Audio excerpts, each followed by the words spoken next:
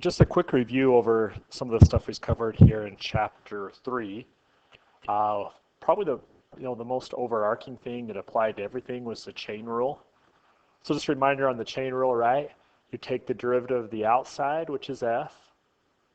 The inside stays the same. So f prime of, and the inside stays the same. And then we multiply it by the derivative of the inside.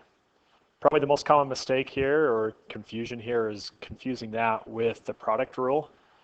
Right? If it looks like this, if I have two functions times each other, now I've got to do the product rule, right? F of x times g prime of x plus g of x times f prime of x. So let's make sure we differentiate between those two.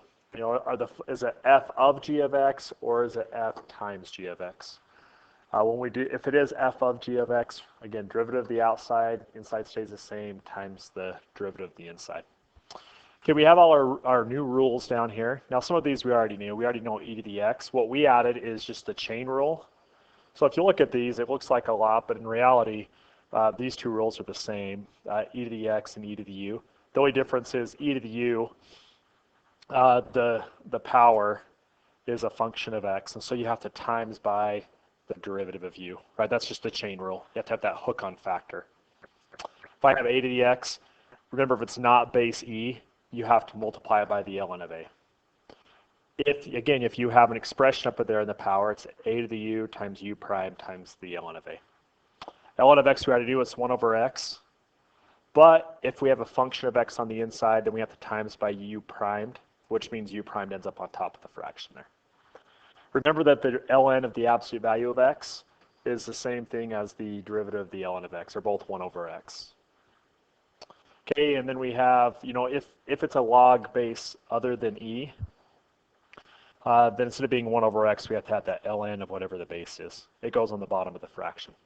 Okay, then we have the three we just did. We have arc cosine, arc sine, and arc tangent. So that's a lot of rules. Make sure, add these to your flashcards. Make sure you practice them. You'll have plenty of practice on your assignment. First of all is just knowing the rules. The second thing is applying them. We did implicit differentiation. So remember, with implicit differentiation is when an equation is not in terms of x. So you don't have y equals, which are, and this y is described in terms of x's. Instead of the x's and the y's, their relationship is implicit or implied. In other words, the x's and the y's are mixed up. When that happens, we have to do implicit differentiation, right? We differentiate both sides with respect to y, or excuse me, with respect to x.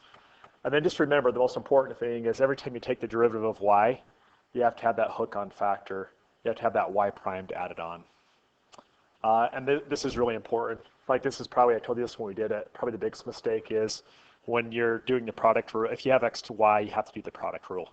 Don't just take the derivative of x times the derivative of y. The next thing we covered was related rates. So related rates are problems where we're trying to find the rate of change of something. And the way we do that, usually you'll be given the rate of change of something else. And so we have to come up with an equation that connects the two variables together, the two rates of change. Well, originally it won't connect the rates of change, it'll just connect the variables themselves, but then we'll take the derivative with respect to t, and we'll end up with the rates of change of both of them, and that's how we get that connection, and we can solve at that point. The steps. Number 1, draw a figure. Number 2, put down what's given. Whenever you describe the rates of change, we're going to describe it as using the dt symbol, so that's important. Number 3, we have to write an equation. A lot of times this is the most challenging thing. A really important thing you have to remember is if you're taking if your variable, if the quantity, is something that is changing in the context of the problem, then it has to be represented with a variable. If a quantity is a constant, then you have to represent it with a number value.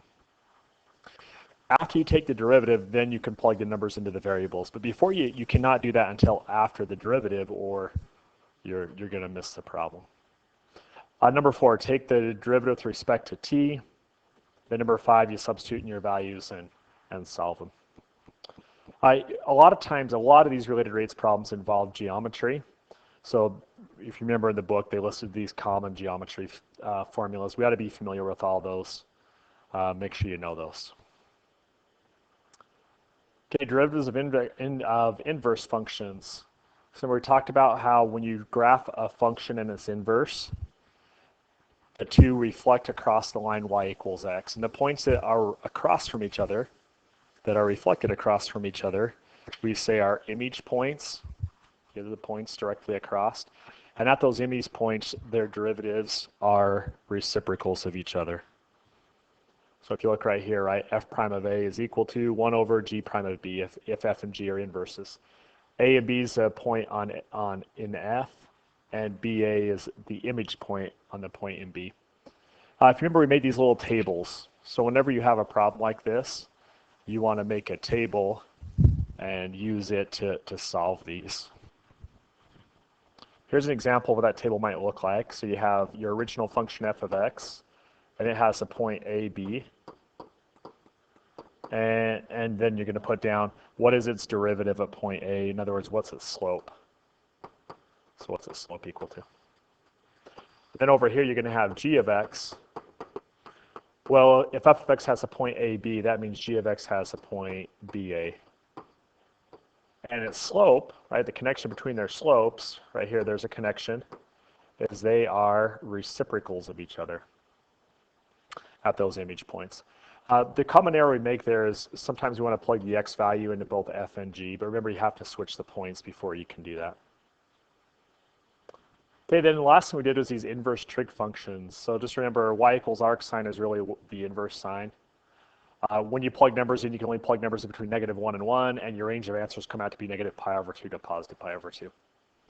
Arc cosine, same thing, plug numbers in between -1 and 1, but your answers come out on that one. Look at the little diagram down here, is a good illustration. You look between 0 and pi for answers. Arctangent, you can plug anything into it, but your answers are the same as the sine. You can only plug numbers between -pi/2 and pi/2. Notice how it's an open dot, right? You cannot get an answer of pi/2 or -pi/2, but everything in between is okay. With sine, you include pi/2 and -pi/2. So make sure you can evaluate those. More importantly, make sure you can take the derivatives. The review assignment then is going to give you a lot of practice with all of this. Make sure you work through all the problems. There's a lot on there that are really similar to what's on the test. As you have questions, just let me know. Send me an email. I can send you a video back, or we can get together on a Zoom call and I can go through some examples and make sure you understand it. But again, let me know if you have questions. Work real hard on that review, and thanks for listening.